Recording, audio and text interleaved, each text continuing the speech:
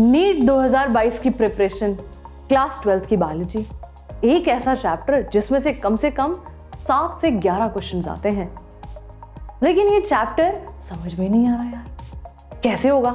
Yes, you guessed it right guys, that is your biotechnology and there are some other topics as well बेटा, जिसमें से इतने ज़्यादा questions आते हैं लेकिन हमें वो डिफिकल्ट लगते हैं, इसलिए हम उसको साइडलाइन करते जाते हैं। अब उसको साइडलाइन करने की जरूरत बिल्कुल नहीं होगी, because we are here, we are starting this series for 7 days, the most difficult topics for NEET 2022 biology section। इस संडे को आपका सबसे पहला सेशन होगा बेटा शाम को 7 बजे, that is 6th of February, and here is the schedule for your zoology sessions। सबसे पहला सेशन होगा बेटा आपका RNA interferencing का, that will be on Sunday। On every alternate day you will find this series on this channel। Number 2 आपका होगा बेटा BT crops। Number 3 आपका होगा Humulin। Number 4 होगा gene therapy skid। Number 5 होगा transgenic animals। Number 6 आपका रहेगा PBR 322। Most of the questions are asked from this topic। And number 7 would be the steps for rDNA technology।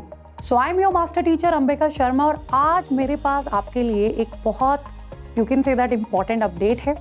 होता क्या है बच्चे, जब हम नीट को टारगेट करते हैं, राइट, नीट एग्जाम, नीट 2022 जो बस कुछ महीने ही दूर है।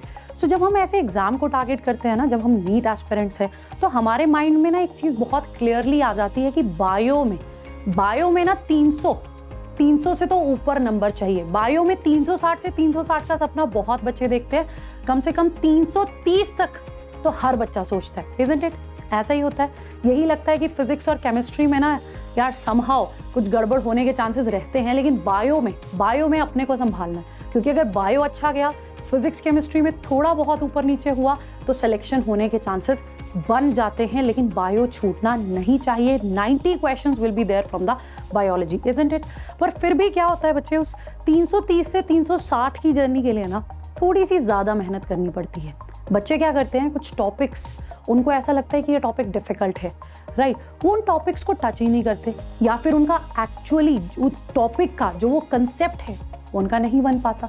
सो तुम लोगों की इसी प्रॉब्लम को सॉल्व करने के लिए हम लोग क्या कर रहे हैं, इस वेदांतु नीट मेड ईजी पर मैं और मीनाक्षी मैम तुम लोगों के लिए क्या लाए हैं, हम लोग 7 दिन तक तुम्हें जो सबसे एक्सपेक्टेड प्लस डिफ़िकल्ट भी जो टॉपिक बच्चों को लगते हैं, हम लोग वो स्टार्ट करने वाले हैं।